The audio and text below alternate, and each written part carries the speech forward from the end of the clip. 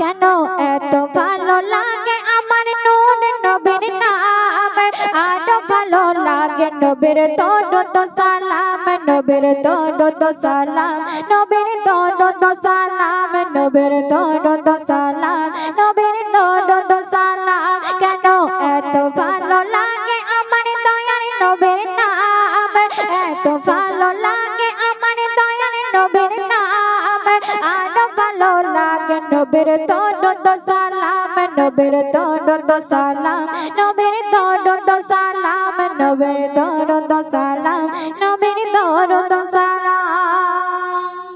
শুনলেন তো আপনাদের সম্মুখে। তো এখন যে কালামটি পরিবেশন করব, তো এখানে দেখছি আমার অনেক শোনাচ্ছার দাদা ভাইরা দাঁড়িয়ে আছে, তো তাদের সম্পর্কে একটি কালাম পরিবেশন করব।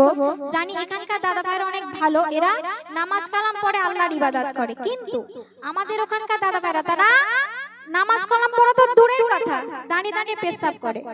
তো তাদের সম্পর্কে একটি শিক্ষামূলক কালাম পরিবেশন করছি, তো আপনারা মনোযোগ দিয়ে শুনবেন। যে ছেলেটা পেশাব করে কলম নেবে না, শুনবেন তো? শুনবেন? এখন আমি গাইবো, ওরা বলে তুই একবার স্টেজ থেকে নাম, তারপর তোর হবে, তাই তো? আচ্ছা, যে ছেলেটা পেশাব করে কলম নেবে না, যে ছেলেটা পেশাব করে কলম নেবে না, আল্লাহ বলে জান্নাতে তার জায়গা হবে না, আল্লাহ বলে জান্নাতে তার জায়গা হবে না।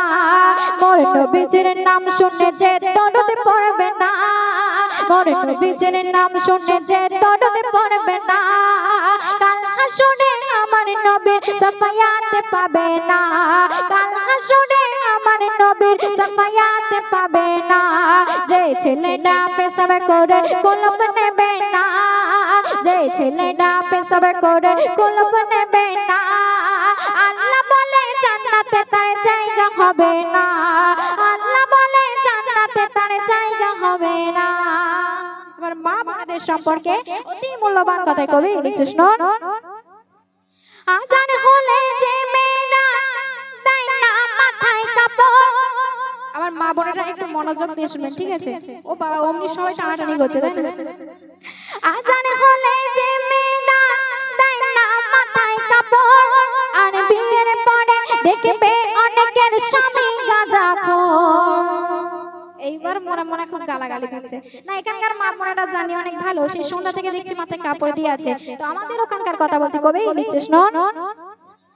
আর আজান হলে যে মেয়েরা দেয় না মাথায় কাপড়, আর বিয়ের পরে দেখবে অনেকের স্বামী গাঁজাখোর, আর বিয়ের পরে দেখবে অনেকের স্বামী গাঁজাখোর। যে মেয়েরা বিয়ের আগে কোরআন শিখবে না, সেই মেয়েকে কোনো বাড়িতে বৌমা করো না। যে মেয়েরা সারাদিন কান হতে ফোন ছাড়ে না, যে মেয়েরা সারাদিন কান হতে ফোন ছাড়ে না, কি হবে?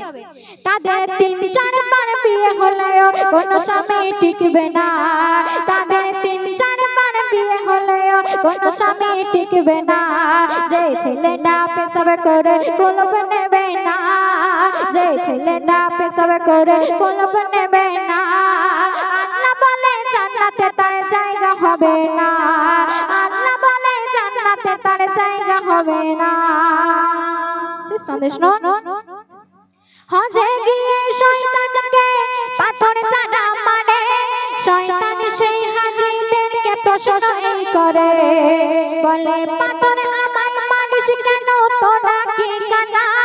আর আমার থেকে বেশি খারাপ তারা যারা মা বাপকে দেয় না খেতে খানা, যারা মা বাপকে কষ্ট দেবে ভালোবাসবে না, যারা মা বাপকে কষ্ট দেবে ভালোবাসবে না, তাদের থেকে এমডি সামাদুল দূরে থাকো, এমর নবীর ঘোষণা।